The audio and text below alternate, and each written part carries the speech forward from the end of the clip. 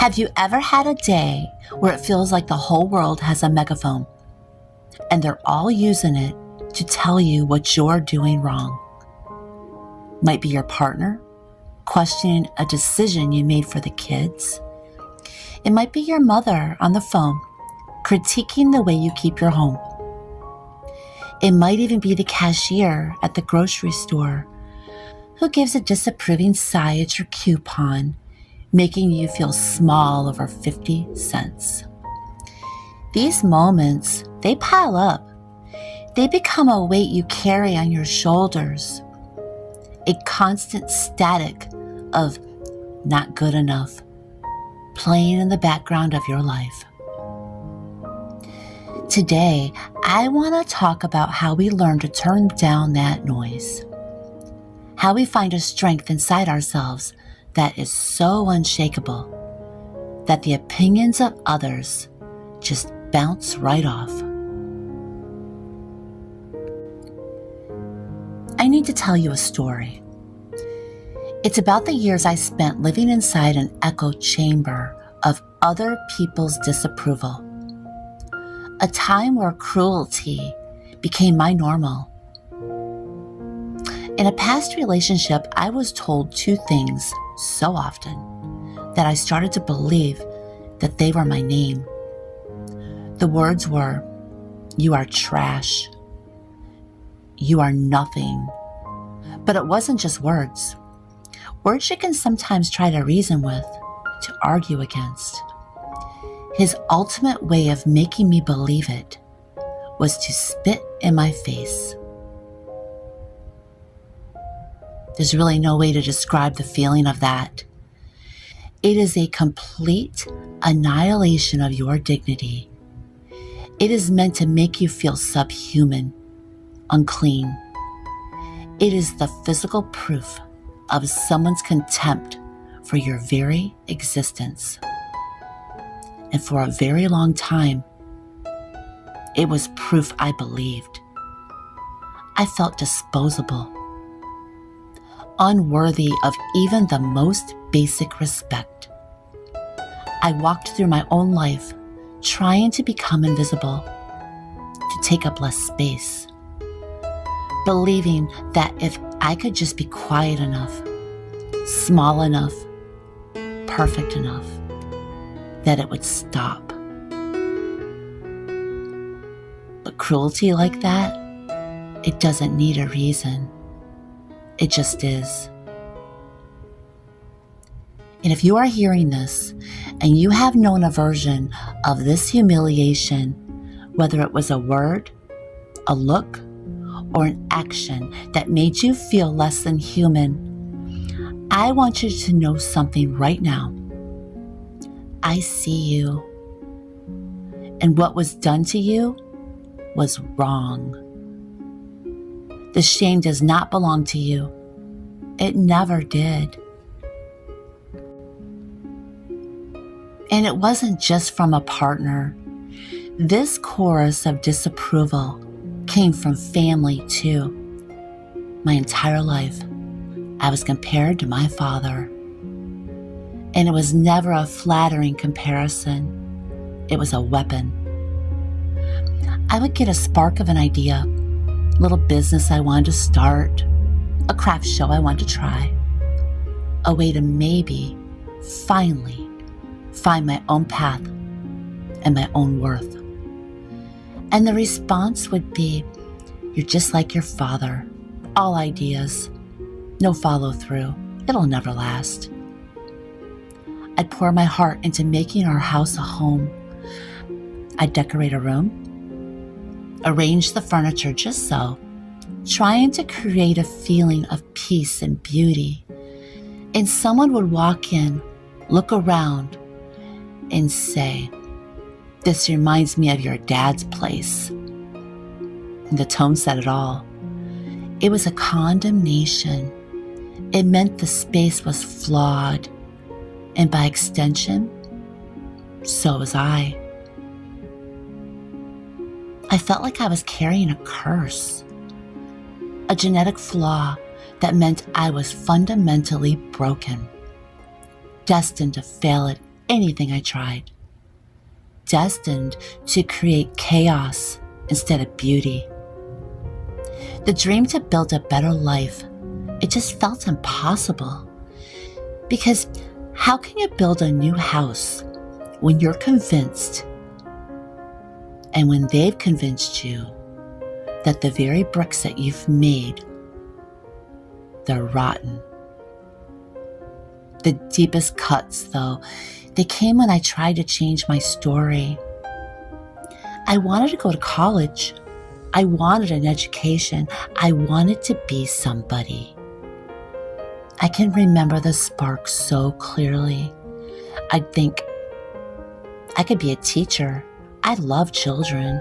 I have so much love to give, and I could help them learn. And the response from family was immediate. A teacher? Do you really think you're smart enough for that? You know how hard that is? And that spark, it would just fizzle. Then I'd think, okay, what about a nurse? I have a caring heart. I'm good in crisis. And the reply was just the same. Oh, all those medical terms. You could never remember all that. It's too hard for you. You'd get overwhelmed.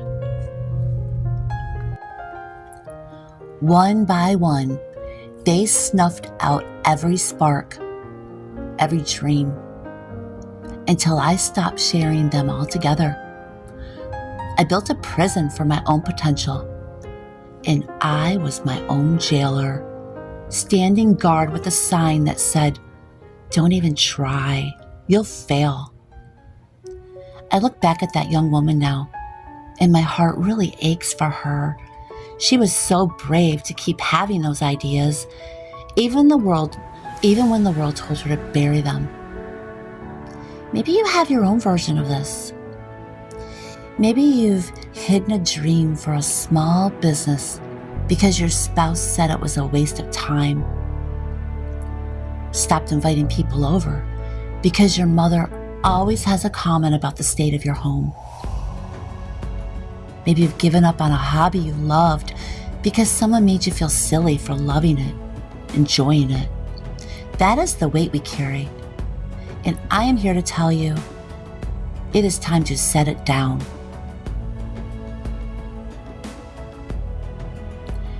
The turning point for me didn't come from someone else's praise. It came from a moment of complete exhaustion. I was just so tired of flinching, tired of feeling like a ghost in my own life, tired of hating the person that I saw in the mirror. And in that tired, raw space, a new quiet voice started to speak. And it was my own. And it asked a single powerful question. What if they are wrong? What if "you are trash" wasn't a diagnosis, but a reflection of the ugliness inside the person saying it? What if the comparisons weren't a prophecy, but a prison they were trying to keep me in because they were afraid of who I might become without them? What if their criticism said nothing about my potential and everything about their own limitations? This was the crack in the prison wall. This was the first faint ray of light. My escape, it wasn't dramatic. It wasn't an overnight event. It was a slow, stubborn crawl. It was built on 1,000 tiny acts of defiance I called doing it anyway. The first thing I did was buy a throw pillow for my couch.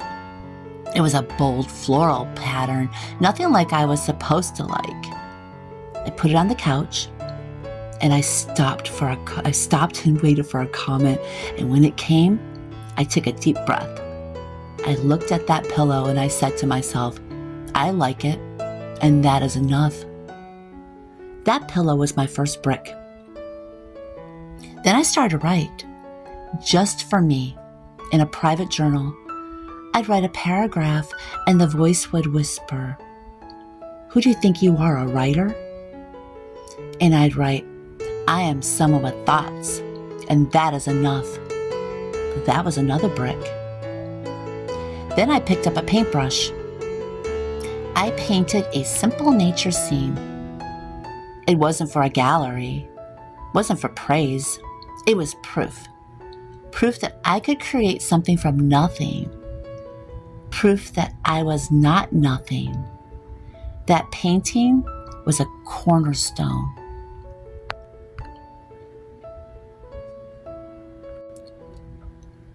With every brick, every small choice that I made for myself, based on my own taste, my own intuition, my own quiet, yes, I was building a new foundation, a foundation that was mine, not my father's, not my critics, mine. And let me tell you, when you have your own solid ground to stand on, the criticism doesn't knock you over anymore. It might sting for a moment, but then it just bounces off the walls you built for yourself. You realize their words are about them, not you. So how do you start? How do you begin to build your own unshakable confidence when you've been torn down for so long? You start with one brick. Your brick might be serving a meal you're truly proud of, and when a family member makes a comment, you take a silent breath and you say to yourself, it is nourishing and made with love, and that is enough. Your brick might be signing up for a single online class on something that interests you, not for a degree, but for the pure joy of learning and to prove to yourself that you can. Your brick might be closing the bathroom door, looking yourself straight in the eye in the mirror and whispering, you are not what they called you.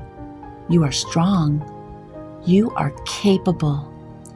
You are loved. These are not small things. These are revolutionary acts.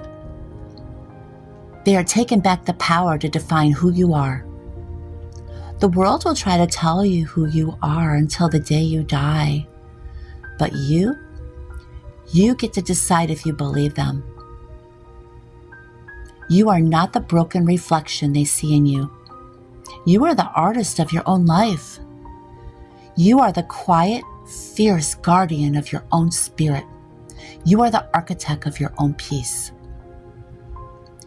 The next time that voice of criticism speaks, whether it's from outside or the cruel echo that has taken up residence in your own mind, I want you to hear my voice right beside you saying, they are wrong.